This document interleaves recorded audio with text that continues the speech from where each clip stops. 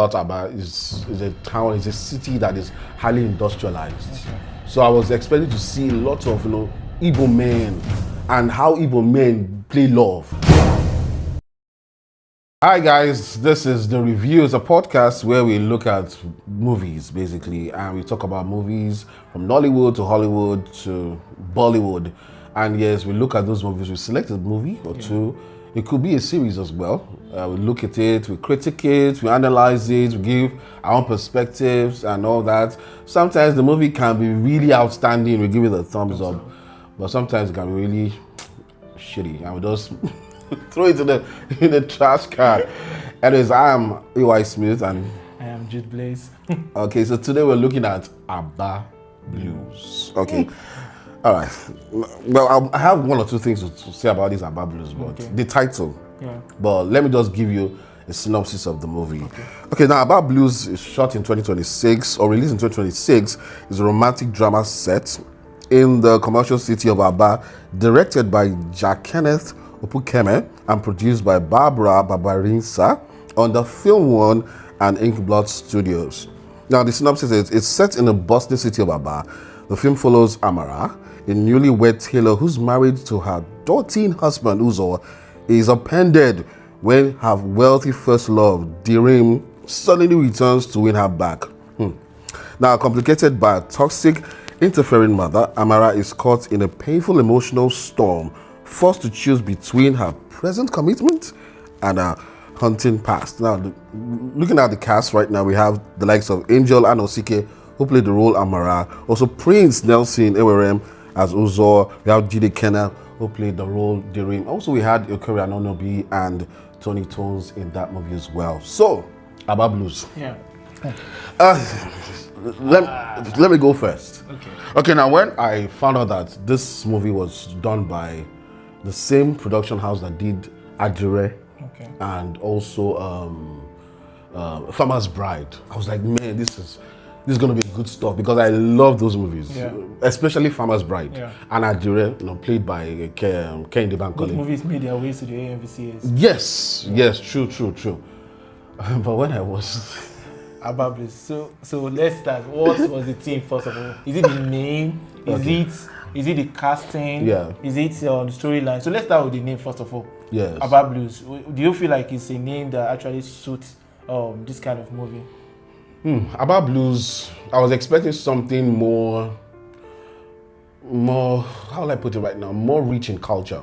Okay. Because the little I know about Aba is a town, is a city that is highly industrialized. Okay. So I was expecting to see lots of Igbo men and how Igbo men play love. Okay. You know how Igbo men play love because now? They know how to have pride around you go see they're egoistic, and they're not liver, they flaunt wealth and all that. So I was expecting that, but I didn't really see much of that because we were the Aba in Aba Blues. For me, I feel like when I first saw the movie Aba Blues, the name itself Aba Blues, I was like, okay, it has to center around Aba.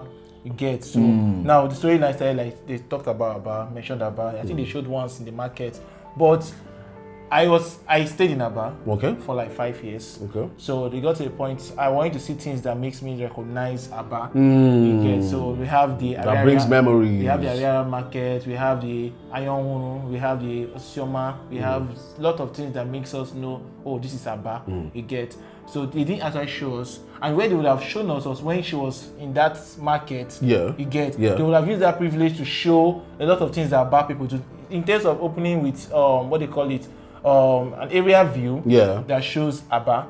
You get, and even some people speaking Igbo, despite the fact that the characters were having Igbo accent. Yes. I saw a lot of them having Igbo accent. Some were even speaking Igbo. Yes, code switching. Yeah. True. But I wanted to see the real Aba setting. So they had an issue with location.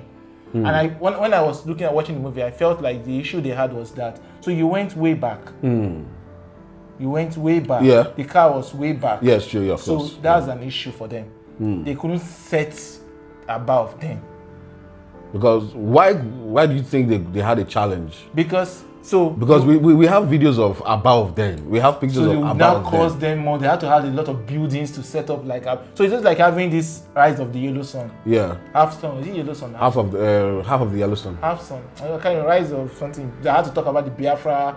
Okay, half of a yellow sun. Half of a yellow sun. Yeah, I'm right. By Chimamanda. Yes. So when they shot the movie, you notice that the houses were like still showing that houses of that time. Yeah. So the location manager, or whoever, will have done a great work in scouting out the right locations in terms of they are mentioning this movie should be around this era. Yeah. You get so they should have done a movie whereby we should have seen those ancient houses. I believe they were trying to depict the early 90s, late 80s. I feel from the so. car you can know. You can see the car Jide was driving. Yeah. So you can tell that they're trying to depict that kind of era. Yeah. So even their dress sense. Yes, true. You could have seen they are still trying to show that kind of era. But I feel they did not pass the message. Okay, now we talked about the sets, the location and all that, and we can both agree that it's not a pass mark for them. How about the storyline? Because the storyline for me was a bit funny. You know, this is a lady who had a toxic past relationship, and she came out of that relationship damaged. But thankfully, Uzo, played by Prince, came to her rescue, and she had a new leaf of life. And the same person that caused you pain at that time, that you regretted even ever meeting, is now the person that you are falling in love with, and you fell in love with him so much, or you are falling in love with him so much that you wanted to give up a good life because you want to go back to your past. For me, it seems unrealistic. Because I don't know if I've met people like that before, but I know there are people like that who they rather want to be in that toxic. They are reliving those moments. But for me, I feel that that storyline was a bit flat because it didn't help. It didn't help me. What happened in that former relationship? We didn't have much of storytelling. What really happened? So why did she fall out from that relationship? For me, I feel like first of all, the storyline I've seen it before. So it's not a new storyline for me. Just that they had new characters having the same storyline. Let me give an example. There's a movie, I can't remember the name of the movie right now. It's a movie between Genevieve, Munachi, the one that died. Which one? The fair guy, Muna. Okay. I don't know the full name, but it's Muna. We know Muna and Emeka Ike. Okay. You get so the same storyline. Emeka Ike was abusive boyfriend, and Muna was like the true lover who truly loves Genevieve, and still Genevieve was always finding a way to go back to Emeka Ike, who is the abusive boyfriend. And in real life, there are some women that love that there's something they love about you, despite the fact that we outsiders will be saying that this person is wrong for you, this person has destroyed your life, but they still feel like they can go back to that person and they can change the person. I can relate to that because she never fell out of love with that toxic person, But about Blues, she fell out of love. She, at some point, hated him. She found a new love, and she got married to a new love. And she's, her life came back again. She went to the profession she was doing, as tailoring and all that. But because this guy just showed out of nowhere, you are now contemplating: should I stay with my husband or should I go back to my ex? So it's like you were in love. Were you ever in love with your husband? Yes, she was. But you know that loves have different stages. But now degree of love. Yes, the degree of love he has for that one. I tell you that she was pregnant for him. So you know that for a woman of that era, during that era, before you can open your legs for a man, you must truly have loved that man. No doubt about it. Be pregnant for that. I mean, the love for him was strong. I remember the husband. The question was there then. Yes, but she didn't like him. So it feels like when because she was never in love with him now. Yes, at that point. So when the guy disappears, so we can agree that I feel like she actually just the availability, what she saw next when the husband was not there. Someone who was there to, women are actually drawn to someone who takes time to ask after them, take care of them. A shoulder to cry on. Yes, they start developing feelings for that person. So that's what actually happened in this thing. I feel like she didn't truly love the husband. The love for the husband, it was not as strong as what she had. So immediately she saw the previous boyfriend. Boyfriend. You get so something that ignited inside her that she now started having this feeling for this guy back. Well, it's just like look at when the guy went to kiss her. Yeah. She couldn't even resist the kiss. The kiss, yeah. Like she was even waiting for it. I feel like she was even getting ready for now that's what I'm trying to say. This person damaged you, and it didn't even take too much for you to just go back to him. Like he should have pressed more, but it just took 2 scenes. Like first scene he appeared. Oh, I want to make clothes. The second scene was when they had sex. So like even the first time I was like, is it? You know, are you that I feel like available? Are you that cheap? The first time he came to make clothes, I felt like you already know what this guy wants. Because it's all scope. She knew, but she just wanted to just, do that. But anyway, she was following the script. Well, but I'm just saying that the character. Yeah. I'm finding it hard to believe that kind of that kind of thing can really happen so easily like that. It happens. But of course, it happens and all that. But I believe that the storyline was not as weighty. Now, I question the role of Ukuria. That's her mother. Yes, I know that some parents can be too much to handle, but that character she played was exaggerated. Even her mannerism was exaggerated because of like the way she was even sounding and all like, no, come on, let's be natural. For me, it was not natural. Tony Tone's character was very interesting because of the way she was coming at Tony Tone's and I forgot the name of this guy. He also played a role in Afamefuna. Okay. He played a role in Afamefuna as well. But I love Tony Tone's character. But for me, the storyline was just there. Yeah. It was not captivating. It was not captivating at all. Yeah, where I got lost was, she now turned to be an adulterous wife. So what's the morals? I'm trying to get the morals now. Because she now ended up being an adulterous wife. And so just like the story of the Bible. But just one time now. You had a lot of, they say they're hanging out. So they can't show you everything. I know. You get. I'm just going for it. But so it's like the story of this guy in the Bible who married a prostitute. That's why the fact, and so that's why is it Samson? Yeah, Samson married Delilah now. No, Delilah, I'm not Delilah. There's another person in the Bible. Guys, I can't remember. But you guys will understand what I'm saying. Because the story was more like God told him to get married to somebody, and the lady was a prostitute. The lady was still cheating, and the man still remained faithful, to still believe in the love. So that's how it looked like. So the husband was still standing by her. That's why he knows that this guy, the wife is already cheating already. Now the question is, we are depicting Abba. I believe the inclusion of Abba is, we are trying to spotlight things or culture from the East, right?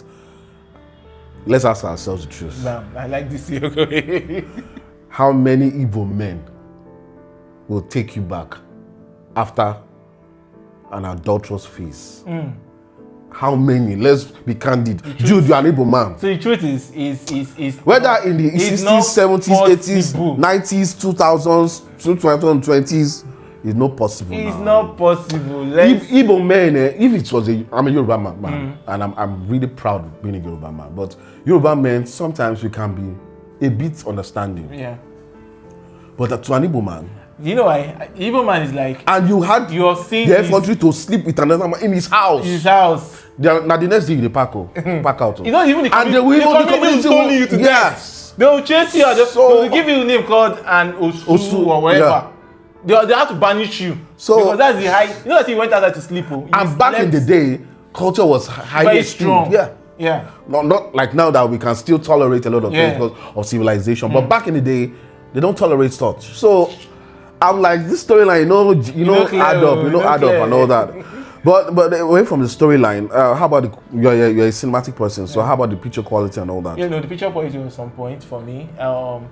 Picture, sound, editing. It was good. The editing, the shots, but the shots was not that creative because I've seen a movie that is more creative. Though we'll talk about it in the next episode. I'll tell you about shots. That's why you know that. God, I know you touch this one. Shots day. Shots them do. But this one is just a normal shot, basic shots. Took his right shots, good picture quality, good sound, good lighting. I saw a lot of lighting. The lighting most especially. Yeah. That's why I said it was produced by the same guys who did Adire. Adire too had amazing lighting. Also the Farmer's Bride. Yes. You saw Farmer's Bride. costume was really good as well. So I saw the fabrics they use as well. Amazing so stuff. Like similar thing with the Ransom Kuti. Funmilayo. Yeah, Funmilayo Ransom Kuti kind of outfits. Yeah. Because then they had those are this one is the Igbo version of it. So how did it end? It ended. Oh, the man accepted the wife, the estranged wife at the end of the day. And again, the wife was about packing to run away. She made a decision in just a few minutes. Yeah. Of okay, saw that the husband was willing to accept her despite the wrong she has done and all that. And I was like, oh my God. I was like, oh my God, what's happening here, man? But I'll give it up to Prince. This is the first time I'm seeing Prince act in a movie. Yes, same here. I love Prince. Prince, you're watching me right now. I love your Igbo accent, please. I even prefer Prince. When he speaks Igbo. Prince Igbo accent than Jide. What? Jide Igbo accent was sounding like Lagos. an American. No, even American. Not these black Americans when they're trying to talk like Africans. Yeah. You hear them having that accent. Yeah. That was how Jide was sounding to me. But Prince was too natural. Prince, man, your Igbo is solid. Solid. Like both Prince and Amara, the lady who played Amara, their Igbo was solid. Yeah. Really good. Good casting. Good. Prince gets into movies a whole lot more. Do a lot of Igbo movies as well. But I think he has one issue. From this movie, I just felt like Prince has to work on his trying to pass the message of him being emotional. You get so he was not carrying. He was just being. Okay, I think his looks failed him. Yes, his looks failed him. He doesn't know how to show it, like he's pained deep or emotions. Yes. So you could actually somebody's pain. You are still having a grin on your face. Why? You're still smiling. Come on, bro. So I think you need to work on his looks. You have to work on his looks. But it's not a bad outing. Yes, it's not bad for Prince. Okay, so let's rate this movie now. Okay. We've touched on the sound. Who is your standard actor? Standard actor has to be Tony Tones. I love that role. Tony Tones for me, standard actor. She was not Igbo, so she was not trying to sound Igbo. Yeah. She was sounding like, oh, I'm not an Igbo person, but can I play that role of I don't give a F for who you are. I'll stand up to you, bold. I don't care who the hell this person is. I'm gonna try, deal with you. Yes, she did it. She also played the side of being seductress at some point. Yeah. She also has a good body as well. So for me, I would say Tony Tones for me, standard actor, and also the way she carries herself. Tony is someone that I took note of her acting skills in what's about this amazing King of Boys. Okay. I think King of Boys 2. Yeah, King of Boys 2. And I love the way she acts and all that. So she's not really popular, but she knows the craft. So for me, I'll take Tony Tones. I'll pick Tony Tones as my standout. Alright, so me, it's very simple. I still pick the lead character, Angel Anosike, because she was for me, I feel like she's the one holding the movie. She held the movie from beginning to the end. She's the centerpiece now. So she tried. Without her, the movie will be flat. I like the part where she got confused even when she was, shaking. She was nervous when she came close to her ex-boyfriend. She was even, her body was trembling. You get so. That's my standard actor. Yeah. Okay. All right. So now we've gotten to that point where we have to rate the movie Abba Blues. If you've not watched it, it's showing on Cover TV, so you can actually watch it on Cover TV. Well, on a scale of 1 to 10, I will give Abba Blues a solid 5. And the reason I'm giving Abba Blues 5, not for the storyline or for the storytelling, because there are some unrealistic things that played out in that storytelling. But I would say the production aspect, the cinematography. Cinematography means cameras, angles, lights, props, and all that was quite good. Yeah. And also giving room for, I would say it's a measure of both the OGs, some of the OGs, and a lot of newbies. So the likes of Prince, the likes of Angel, and all that, giving them spotlight as well. Okay. So I'll say 5 over 10. Right. So me, I'll still say it's going to be 5 over 10 as well, because so one thing about movies I usually say every time is that when you're making a movie, you're passing a message. True. Okay, so we are not just passing a message with your story about what happened to a particular character. We also want to know about cultures. We want to know about areas, things we have not been to. I've never been to New York before, but I can tell you how New York looks like because a lot of movies that have shot in New York have shown us how New York looks like and how some countries look like, you get. So, but Aba Blues were not able to show people that have not been to Aba how Aba is. And even trying to pass our culture of being Igbos, they didn't pass the message properly. You get, so the Igbos, they're just there. So nobody knows some cultures about Igbos. So some people now might misunderstand this movie because they'll feel like the Igbos tolerate adulterous wife. But we have a very strong discipline when it comes to that. It's better for a man, I'm not saying it's right though, but we even prefer a man to cheat than a woman to cheat because Igbos, their tradition somehow does not actually favors the woman. I'm just stating that it's the truth. I know some people drag me later, but it's the truth. The culture does not actually favors women. That's why you can have widows being shaved off. Yeah. Those days, it's now they are trying to amend a lot of things yeah. in the tradition. So that is it, guys. All right, so go watch and let us know your take. You can also drop your comments right there on the CS and let us know your take as well. This is the first episode. Yeah. So we're bouncing back on the next episode. Trust me, you don't want to miss it, all right? Make sure you follow, subscribe, like, share, and yes, this is the review. Yeah.